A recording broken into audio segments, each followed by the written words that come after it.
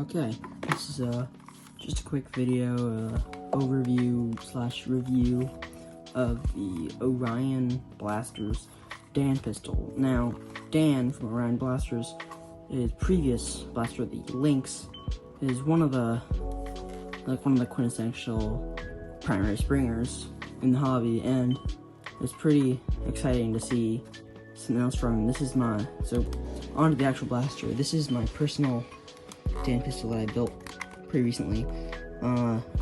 It has some extra cosmetic parts that I added to it, like this trigger here, this slide is a bit more pronounced, and this muzzle piece. This is all made by GP3D, which I'll give a link to in the description if you're interested. I highly recommend you check them out. It really adds a whole lot more personality to the blaster. But anyways, so it is of course a pistol form factor, but it has so many other options. There's a slide prime at the top, there's a T-pole up at the rear, and there's even a little Picatinny rail down here to mount a pump grip if you want to use it like that. So there's all sorts of options to use with this kind of setup. Now, I personally run either the T-pole or the slide prime. That's how I would run this. But now onto the actual mechanics.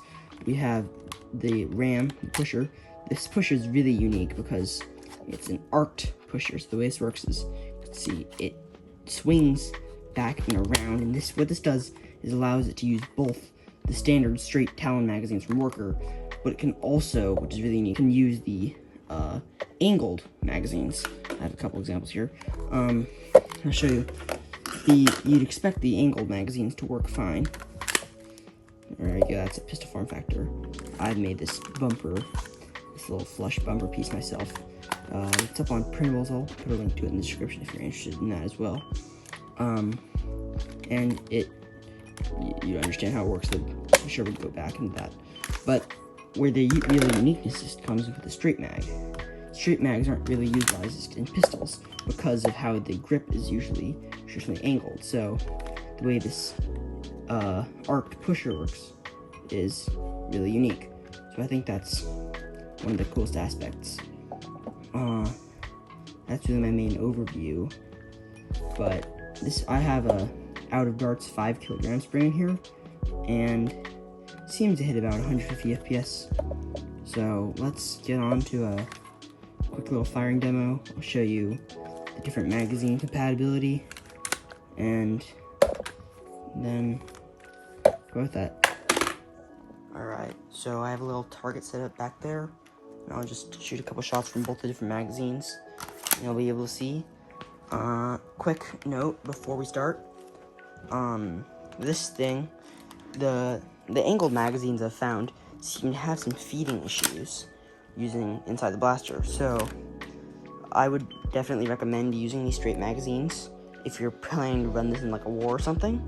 But for plinking, it should be fine, but you'll have to clear out the occasional jam. So let's just get some shots down there. You can see there's a slide prime. I'm not very far from the target. There's a T-pole. And I don't have a proper pump grip with me right now, but you can just imagine how I would grip it there. We can also go a little faster. Since this is basically a miniaturized Lynx, it uses the same basic internals. The trigger here is up at the front, so that enables it to have slam fire. So I'll just pull that here, like that.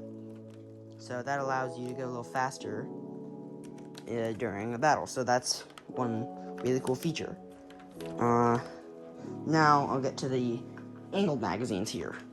This custom bumper, the angled magazine, I'm using a Worker 10 round angled, and it seems to be loading fine.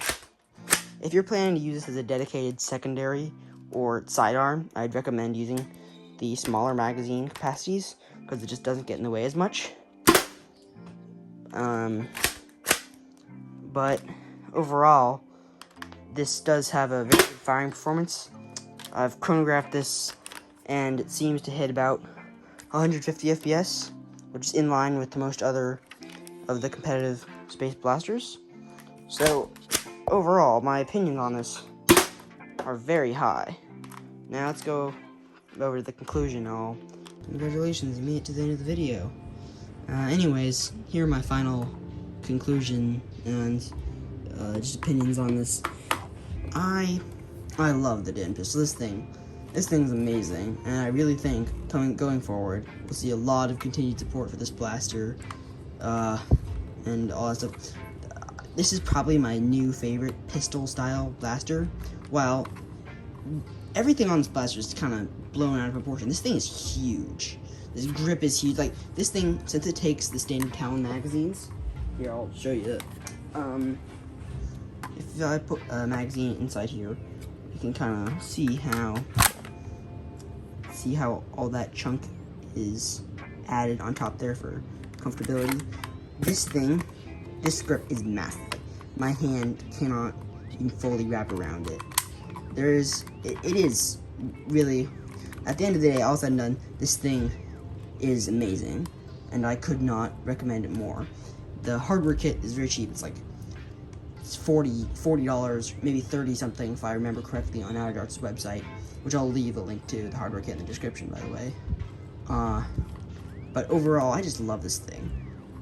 This is just amazing. I keep saying this, but I could not recommend it more. Anyways, if you find this kind of content interesting, I just humbly ask you to drop a like or subscribe to the channel if you really want to keep seeing this kind of stuff. But other than that, well, thanks for watching, and maybe I'll see you in the next one. Peace.